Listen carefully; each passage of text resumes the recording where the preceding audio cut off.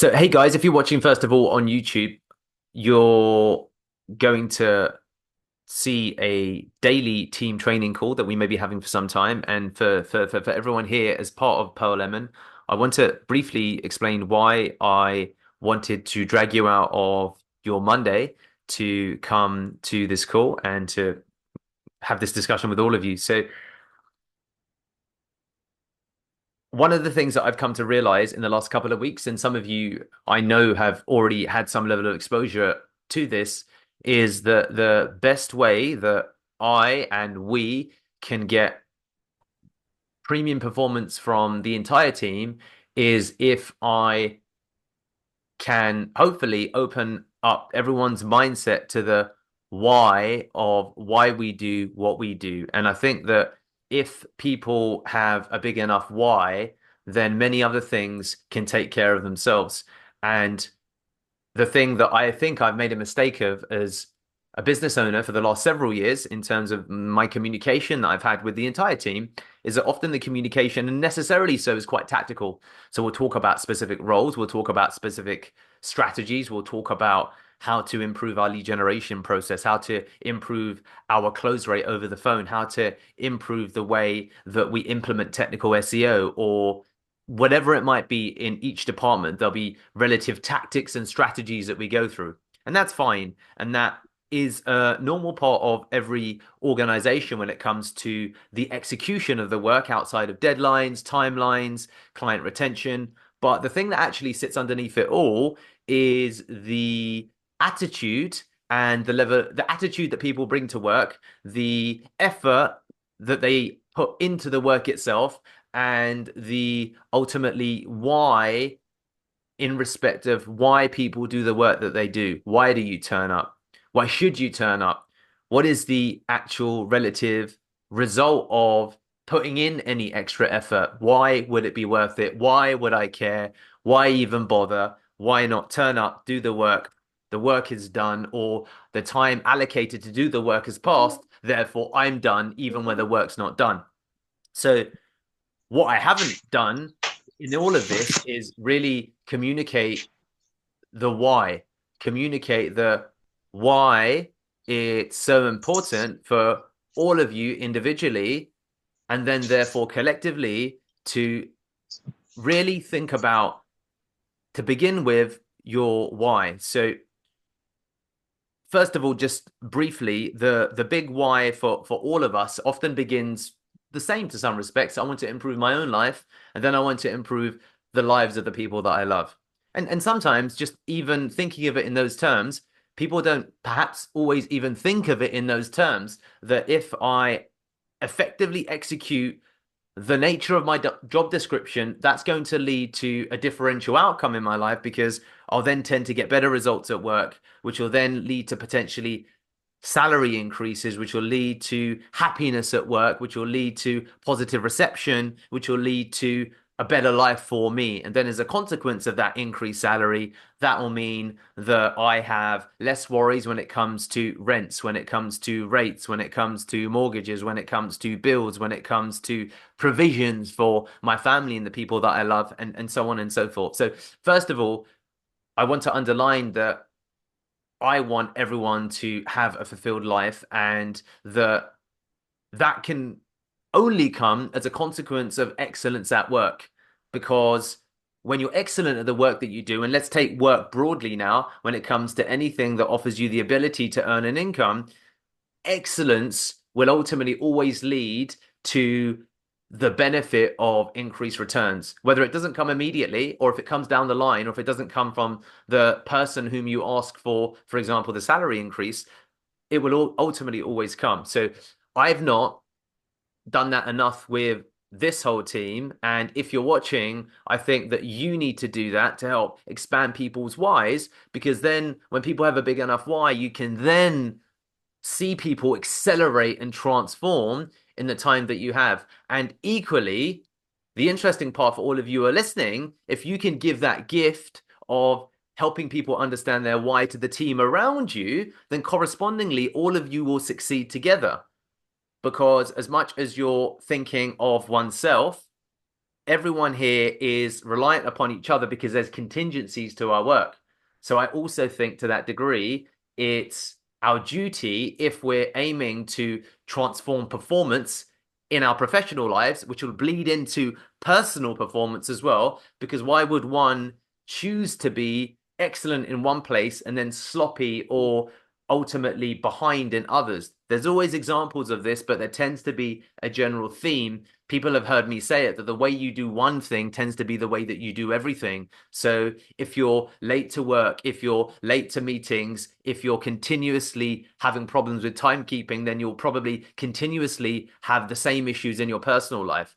Late to dinner dates, late to dates, late to meet up with friends, and same things when it comes to your efficacy of your health and fitness, your diet. So I think that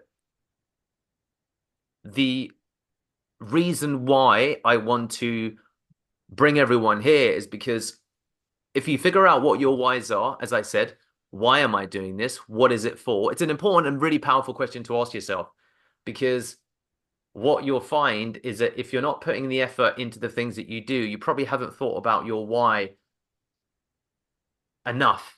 And if even after thinking about your why, then the environment that you're in doesn't motivate you to head towards that, you probably need to change your environment. So the environment can be the workplace, the environment can be friendships, the environment can be the things that you listen to, all of these kinds of things. So I recommend everyone here think about why. Why am I doing this?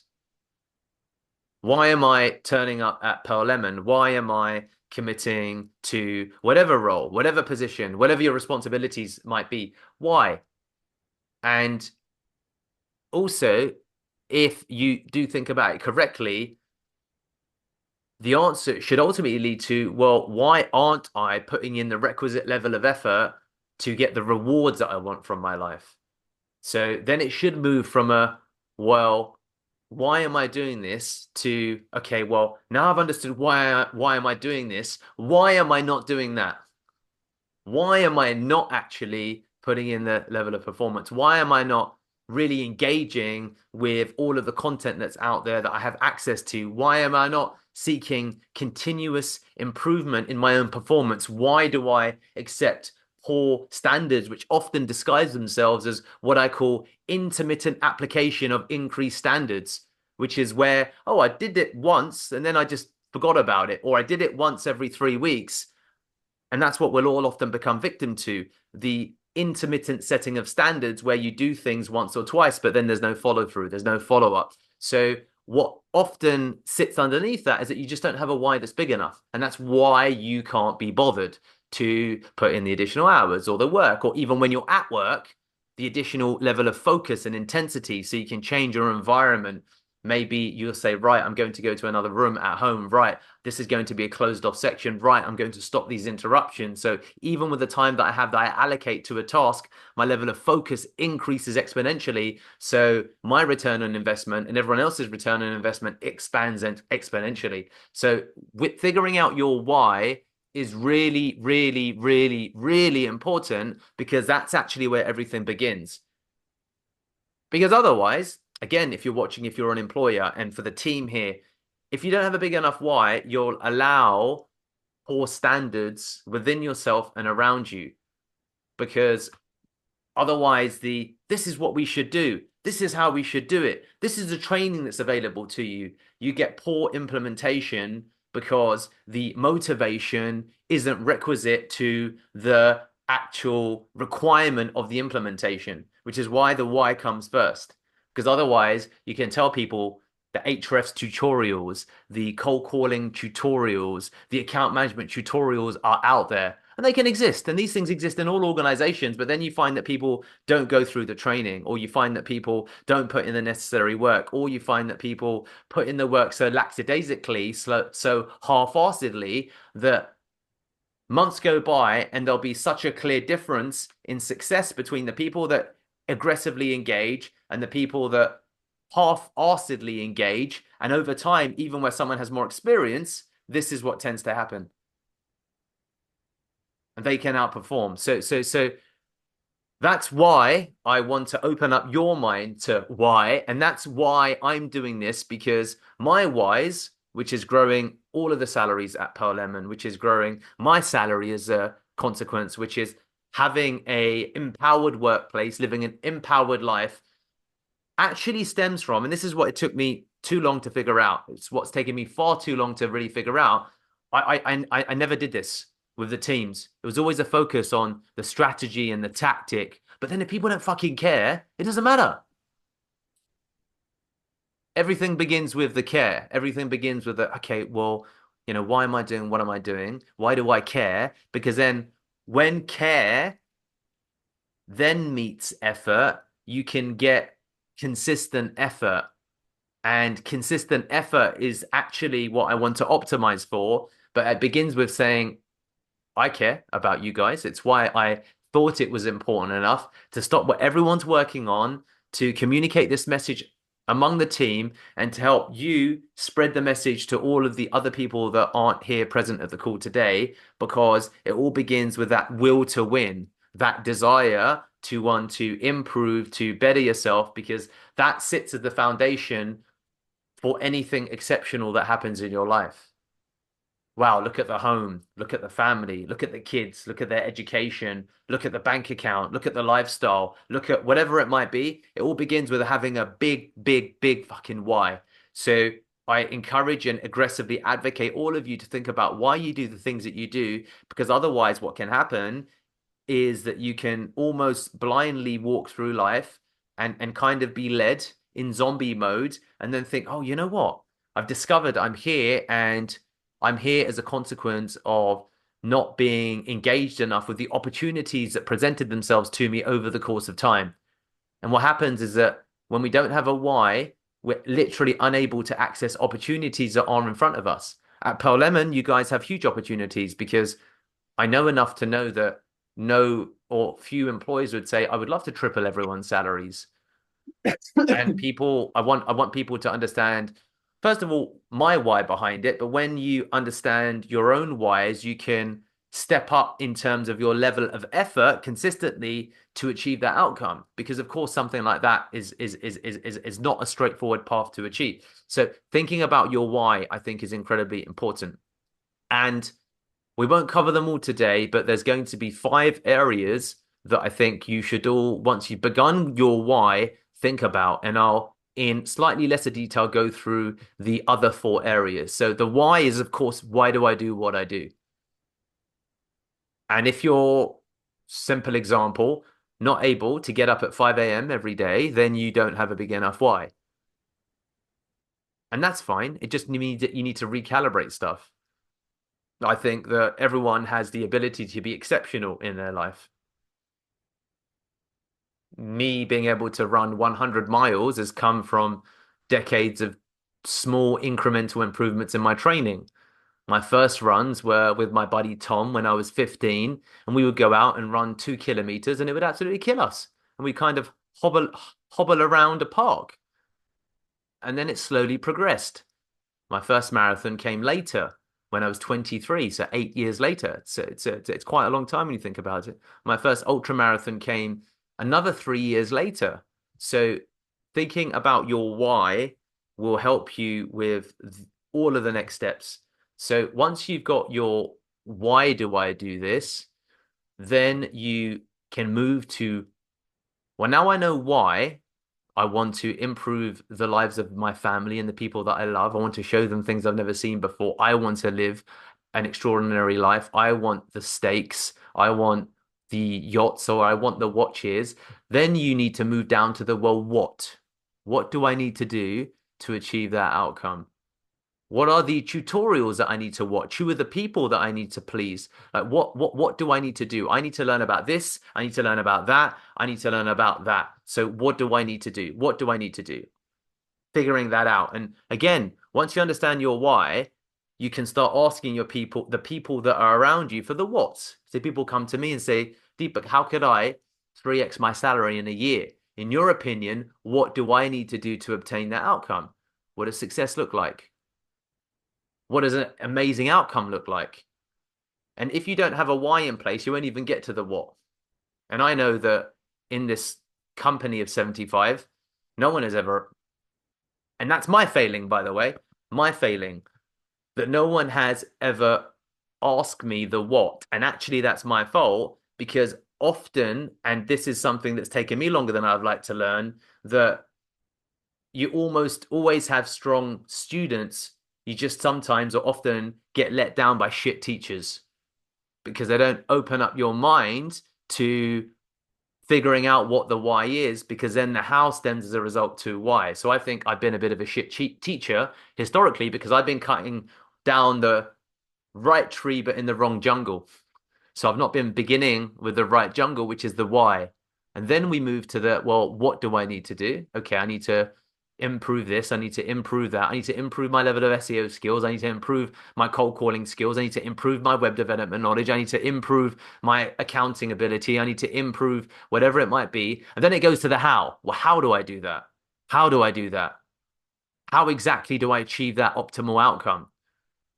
So that might be the, okay, well, how is you need to go through this training program. And once you do that, then, well, how do I do this? How do I do that? So you've got the what, you've got the why, you've got the what, you've got the how. And and this is where it fails a lot of people. The next step actually is that you're cognizant to some degree of the why, you're cognizant of the what. So if you're in, for example, let's say SEO, then the why is because I want to get a new extension for my home. I want to, pay for my brother's university fees, whatever it might be. Okay. I want to, whatever it might be.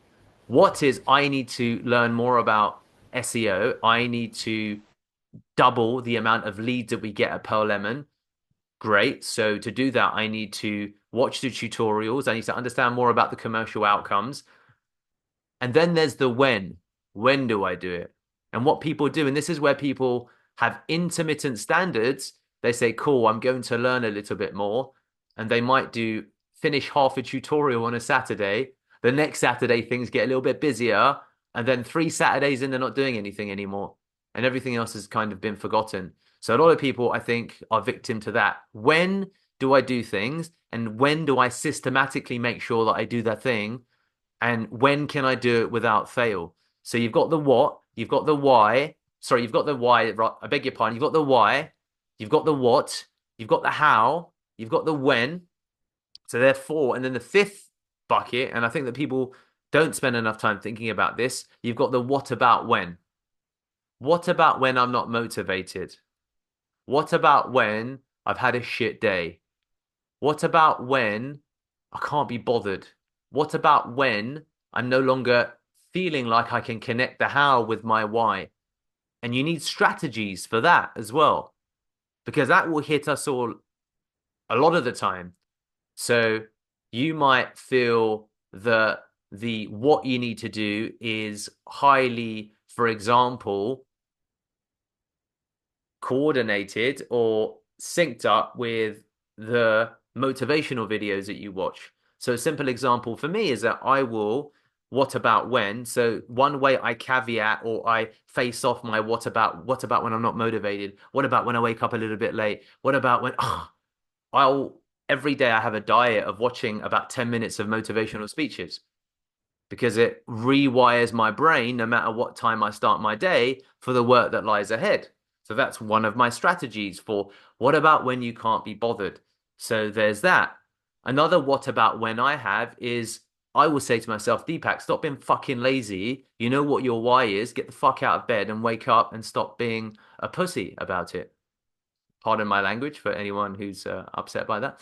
But you need these as well because otherwise, what happens is if you don't think about these systematically, then you won't build the proper strategies that you need to make success a foregone conclusion.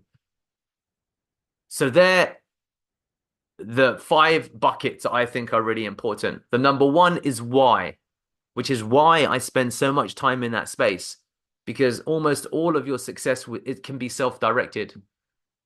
And then everything else around you at some level will bend to the success that you seek in your life if your why is big enough.